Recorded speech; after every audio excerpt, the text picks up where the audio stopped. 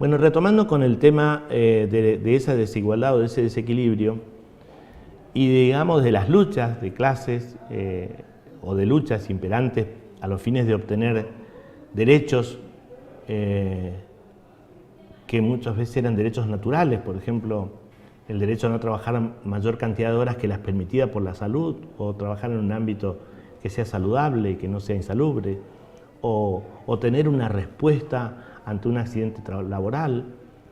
Esto generó y sembró y generó el nacimiento de una incipiente disciplina que se denominó derecho del trabajo.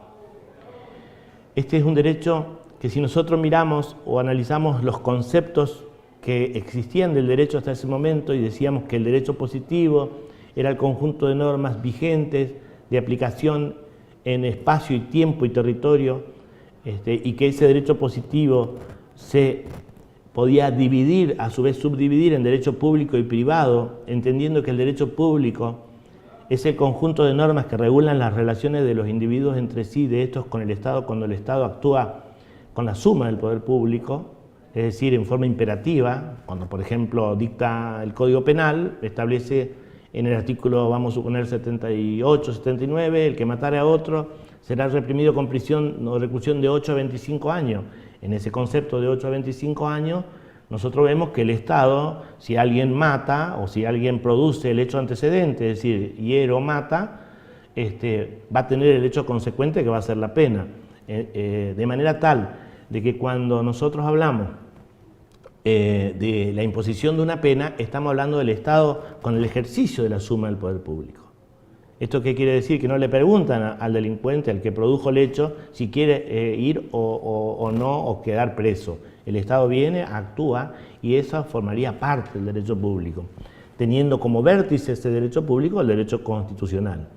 Si nosotros tomamos el derecho privado, tomando como referencia que nosotros heredamos y tenemos el plexo normativo nuestro proviene del derecho romano, y en el derecho romano el derecho civil era la madre de todas las leyes del derecho privado, vamos a ver que el derecho privado se definiría como el conjunto de normas que se regulan las relaciones de estos entre sí y de estos con el Estado, pero cuando el Estado no actúa con esa suma del poder público.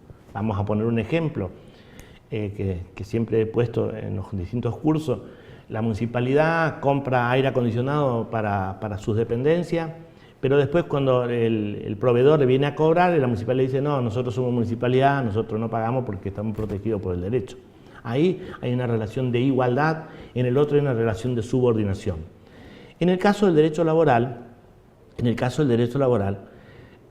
no participa ni de las características de una ni de otra, pero sumado a este tema, nosotros con los nuevos tiempos y los nuevos paradigmas, con el nuevo Código Civil y Comercial que se sancionó y se puso en vigencia en el 2015, con la Constitución del 94, que forma parte del vértice de la pirámide jurídica argentina, conjuntamente con el Pacto Federal, es decir, los tratados internacionales de rango constitucional, los 13 tratados que hemos firmado de derechos humanos, el derecho público y el derecho privado dejaron de ser tan público y tan privado. Ya hay una intervención, digamos, del Estado para tratar de igualar y hacer equivalente las relaciones de los ciudadanos entre sí. Porque evidentemente hay posiciones que son dominantes y hay posiciones que son dominadas. Y eso existe en forma marcada en el derecho laboral por las razones que le dije anteriormente. Es decir, cuando va un empleado a presentarse para trabajar, vamos a suponer una empresa multinacional, vamos a suponer una marca de auto, Chevrolet, Ford, no va y no habla con Don Ford, va y habla con el encargado de personal. No hay una relación intuito personal, sino hay un contrato de adhesión donde la empresa le dice: necesitamos alguien que pinte vehículos, y bueno, si uno tiene el oficio, pinta y acepta el contrato de acuerdo a las condiciones que le brinda la empresa. Es decir, es una relación diferente a la relación de dos personas que contratan en cualquier tipo de contrato civil. Este es un derecho nuevo, es un derecho dinámico que va evolucionando, y que participa de las características del derecho privado, pero participa también de las características del derecho público. Por eso muchos autores lo han definido al derecho laboral como un derecho cuya naturaleza jurídica es sui generis, es decir, es nueva. La composición es nueva porque en la actualidad todavía seguimos discutiendo proyectos de reforma, y cuando ustedes vean en el manual del alumno lo que hemos preparado para demostrarle cómo es la composición del derecho procesal laboral en todo el país, ustedes van a advertir que hay una parte que, por ejemplo, consagra el sistema oral, instancia única, otra parte implanta el sistema colegiado, otra parte establece un sistema escrito, escriturario, otras provincias adoptan la doble instancia, pero todas dentro de un marco de legalidad que es lo que permite este derecho nuevo. El derecho laboral y consecuentemente el derecho procesal laboral que lo aplica es un derecho de integración social porque sus principios contienen normas irrenunciables. Es decir, el trabajador no puede renunciar a percibir la indemnización y que esa renuncia tenga validez. En la realidad esa norma, si en todo caso existiera, de que por ejemplo le hicieran firmar un contrato a un trabajador donde el trabajador supuestamente manifiesta de que renuncia a percibir una indemnización, eso es nulo, de nulidad absoluta, porque esas normas son de carácter irrenunciable. Entonces, ¿por qué es irrenunciable? Porque si bien es cierto, a los empleadores el Estado no le dice qué empleado debe contratar, sí le dice, cuando contrata, ojo, usted contrate el que quiera, pero acá hay una norma de orden público. Usted contrate el que quiera, pero a esa norma de orden público le dice a usted cuál es el mínimo vital y móvil que le tiene que pagar a este trabajador. No es otro que el que establecemos nosotros. Eso está establecido por la ley, se llama salario mínimo vital y móvil, y eso lo habrán leído o lo habrán estudiado ustedes en derecho laboral. Es decir, allí no habría la posibilidad de decir, bueno, yo le pago porque nosotros contratamos lo que a mí me parece, él aceptó y están las voluntades, estamos de acuerdo como en cualquier contrato, o acaso el contrato común no es un acuerdo de voluntades, es un acuerdo de voluntades, pero acá está el orden público. Y el orden público permanece al acecho. ¿Qué quiere decir esto? ¿Cuándo se va a expresar nítidamente? Cuando aparezca la violación de ese derecho. Es decir, un trabajador puede trabajar en negro muchísimo tiempo, sin ningún recibo, muchísimo tiempo. ¿Cuándo se va a aparecer el orden público? Cuando el trabajador reclame y demuestre que trabajó en negro, o sea, no registradamente, y en consecuencia ahí al empleador le va a caer la ley con todo el peso de la ley. ¿Por qué? Porque el orden público está impuesto son normas de conducta, de interés general, que son adaptativas a las distintas épocas, y en consecuencia hoy lo vigente es que se respete íntegramente lo establecido en esa formalidad que tiene el contrato laboral.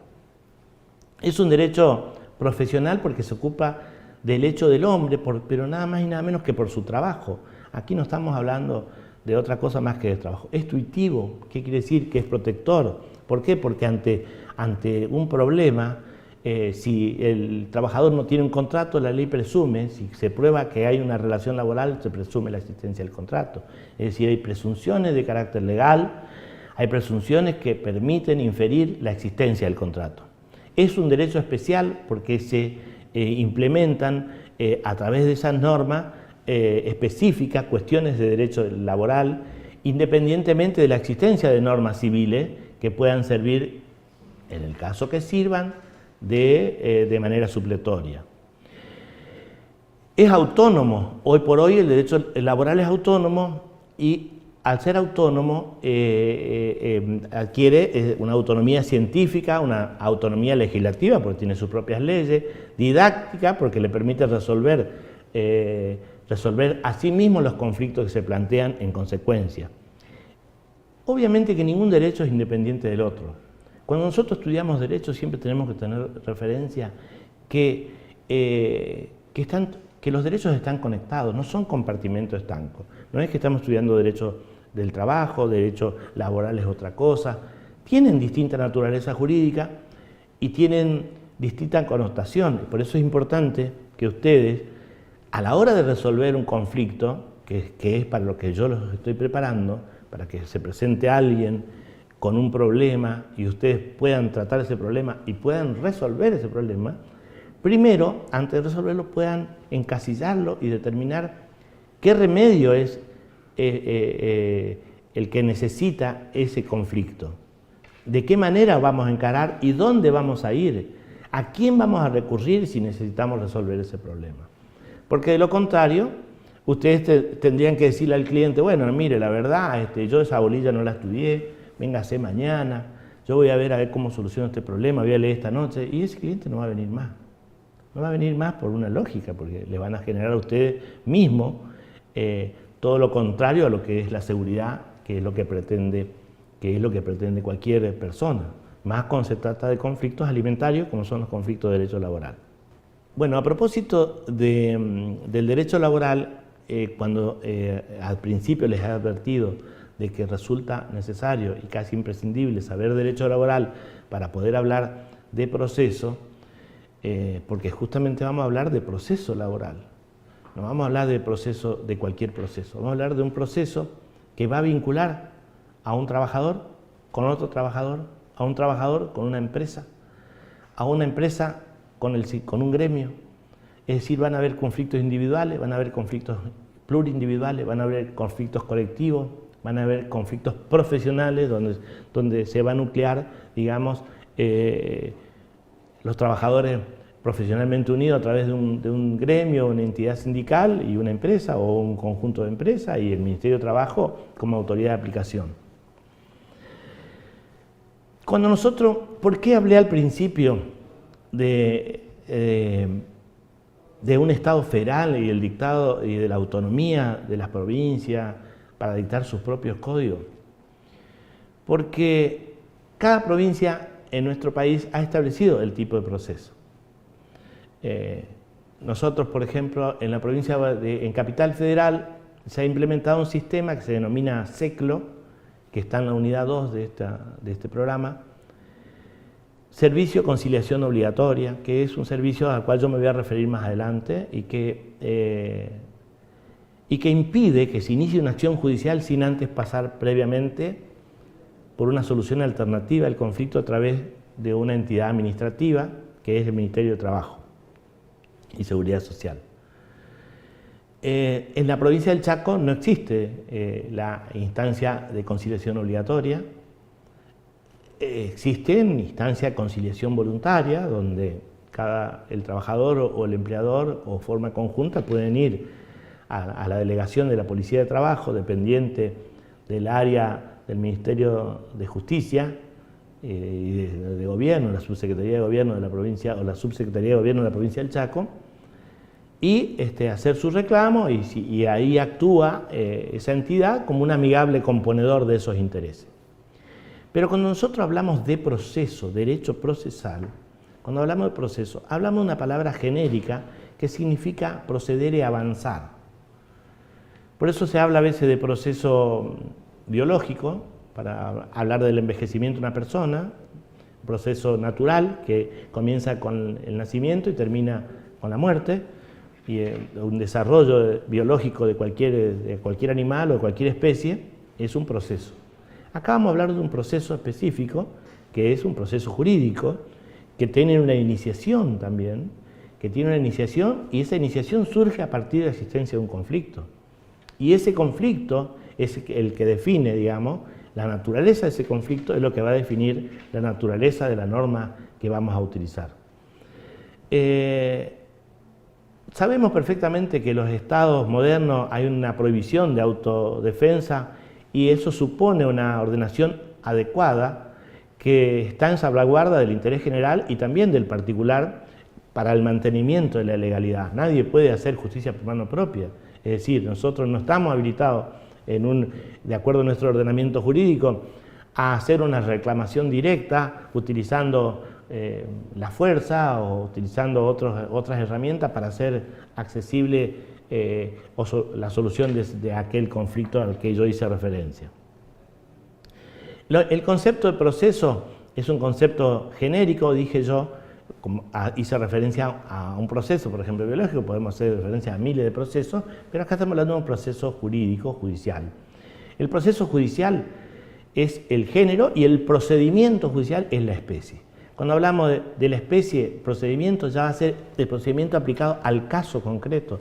Tenemos el problema, lo queremos encuadrar y tenemos que definir dónde lo vamos a ubicar. Y ahí vamos a ver qué procedimiento vamos a utilizar. Si estamos radicados en la provincia de Buenos Aires, vamos a tener que, como abogado, matricularnos en Capital Federal, si estamos en Capital Federal, vamos a tener que matricularnos en Capital Federal para poder intervenir en los conflictos laborales en primer término, porque allí existe para los abogados lo que se conoce con el nombre de colegiación obligatoria. Es decir, acá no existe la colegiación obligatoria, pero sí también hay que estar matriculado, es decir, acá la matrícula la otorga el Superior Tribunal de Justicia de la provincia del Chaco.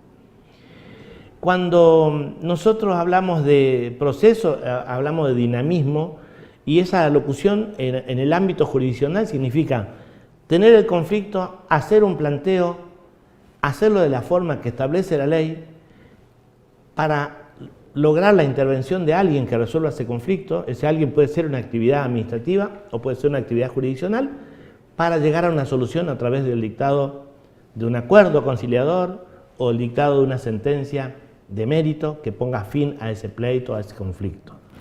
Eso es, el proceso arranca con el reclamo y termina con la sentencia. Y termina concretamente cuando se ejecuta la sentencia. Es decir, cuando el juez no solamente resuelve el conflicto, sino que lo hace extensivo al cumplimiento de la sentencia. Porque de nada vale dictar una sentencia para tenerla de muestra, gané el juicio, pero no ejecutarlo, no cobrarlo, no tiene sentido. Hay una gran clasificación de procesos, de procedimientos, de acuerdo a la relación jurídica procesal que se instale.